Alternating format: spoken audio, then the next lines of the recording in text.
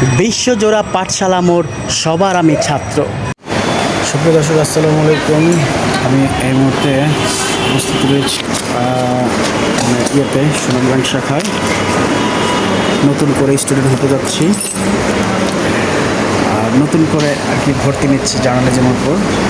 যাই হোক, স্টুডেন্ট তো স্টুডেন্টই। ব্যাংকে টাকা জমা দেওয়ার জন্য আসছি, জমা দেওয়া শেষ। 20,000 টাকা জমা দেওয়া হয়ে গেল। টাকা জমা দেওয়ার কার্যক্রম শেষ। এখন PIB-তে চলে যাব। আমি রিসিপ্টটা নিয়ে নিচ্ছি। ব্যাংকের কার্যক্রম শেষ। এখন শুধু আমি জমা যে দিয়েছি সেটার ডকুমেন্ট হিসেবে রিসিপ্টটা নেব।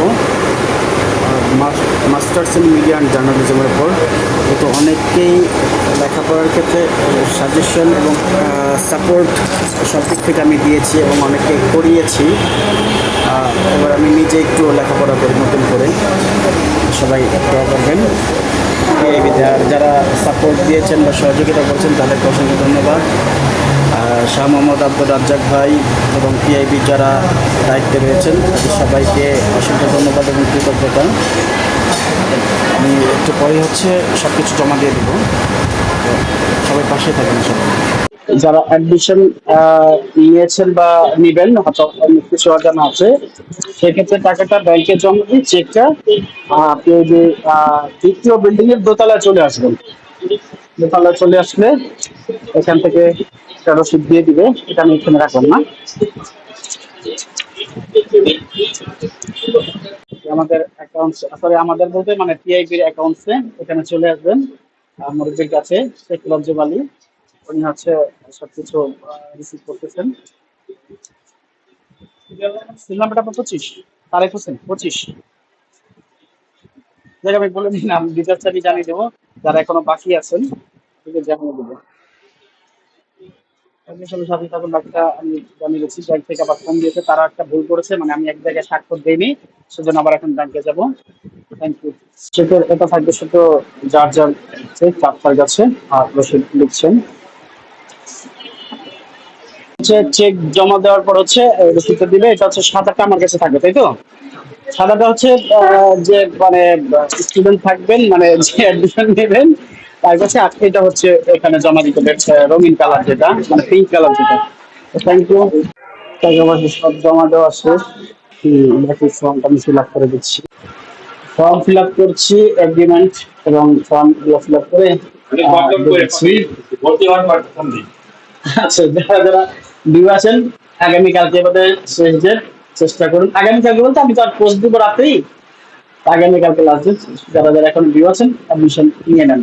Thank you. সুপ্রিয় দর্শক, আসসালামু আলাইকুম। বরাবরের মতোই আমি তারেক হোসেন বাপি আবার আপনাদের সামনে হাজির হলাম। আজকে ছোট্ট একটা বিষয় নিয়ে হাজির হয়েছি। সেটা আমি আবার নতুন করে ছাত্র হতে যাচ্ছি, সেই জন্য আর কি সামনে আসলাম। অর্থাৎ PIB-তে আবার নতুন করে জার্নালিজমের উপর অ্যাডমিশন নিচ্ছি, অর্থাৎ নতুন করে লেখাপড়া চালু করব। তো সবাই দোয়া করবেন। যেহেতু পূর্বে অনেক মানুষকেই লেখাপড়ার ক্ষেত্রে সাপোর্ট দিয়েছি, হেল্প করেছি। এর পূর্বে একজনকে ঢাকা সিটি কলেজ থেকে ইন্টারমিডিয়েট থেকে শুরু করে BBA প্রফেশনাল পর্যন্ত সম্পূর্ণ খরচ করেছি আমি, অর্থাৎ লেখাপড়া করিয়েছি আমি। কিন্তু আমি নিজের জন্য হয়তো বা তেমন কিছুই করা হয়নি। তো ভাবলাম যে হ্যাঁ, LLB করেছি, ঠিক আছে, গ্রাজুয়েশন শেষ করেছি, সব কিছুই ওকে।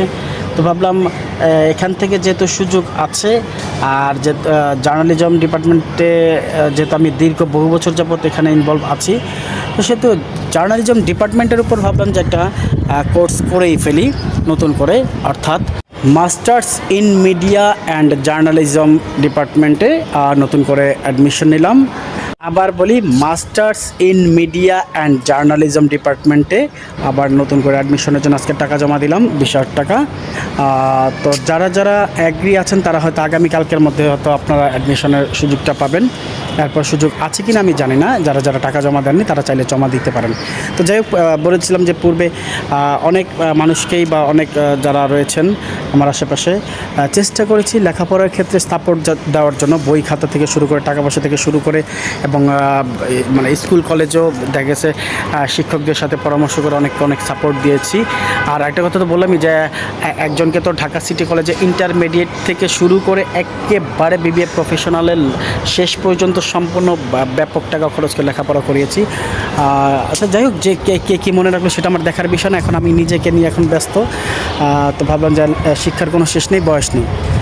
আর যেহেতু আমি জার্নালিজমের সাথে ইনভলভ আছি, সেহেতু আবার নতুন করে জার্নালিজম ডিপার্টমেন্ট থেকে একটা অ্যাডমিশন নিয়ে নিই, এই কোর্সটা আমি শেষ করার পর হয়তো আমি আবার এলএলএম করার চিন্তাভাবনা আমার আছে, যেহেতু একসাথে দুইটা করা যাবে না। এটা তো আপনারা অনেকেই জানেন যে একসাথে দুইটা করা যায় না কোর্স। সেক্ষেত্রে আমি আপাতত এটা শেষ করি, পরবর্তীতে হয়তো এটা শেষ হলে masters in media and journalism ডিপার্টমেন্টের কার্যক্রম শেষ হলে তখন হয়তো আমি আবার এলএলএম করবো, অর্থাৎ মাস্টার্স অফ ল যেটাকে বলে, হ্যাঁ, যেহেতু এলএলবি আমি কমপ্লিট করা। তো যাই হোক, চেষ্টা করবো ডিসেম্বরে বার কাউন্সিল দেওয়ার জন্য, হয়তো বা চিন্তাভাবনা আছে, চেষ্টা করবো দেওয়ার জন্য। তো সবাই যদি পাশে থাকেন, দোয়া করেন, অবশ্যই দোয়া করবেন। আমি বার কাউন্সিলও দেওয়ার প্রস্তুতি অলরেডি শুরু করে দিয়েছি। তো ধন্যবাদ সবাইকে, সবাই সাথে থাকুন, পাশেই থাকুন, সবাইকে শুভকামনা। আজকে এখানে বিদায় নিচ্ছি, আমি তারেক হোসেন বাপ্পি। সবাই ভালো থাকুন, সুস্থ থাকুন, আল্লাহ হাফিজ। বিশ্বজোড়া পাঠশালা মোর, সবার আমি ছাত্র, নানানভাবে নতুন জিনিস শিখছি দিবারাত্র। হ্যাঁ বন্ধুরা, নতুন করে পাঠশালা নয়, পিআইবির জার্নালিজম ডিপার্টমেন্টে আবার নতুন করে ভর্তি হলাম। এখন সবার আমি ছাত্র বললেই চলে। ধন্যবাদ সবাইকে।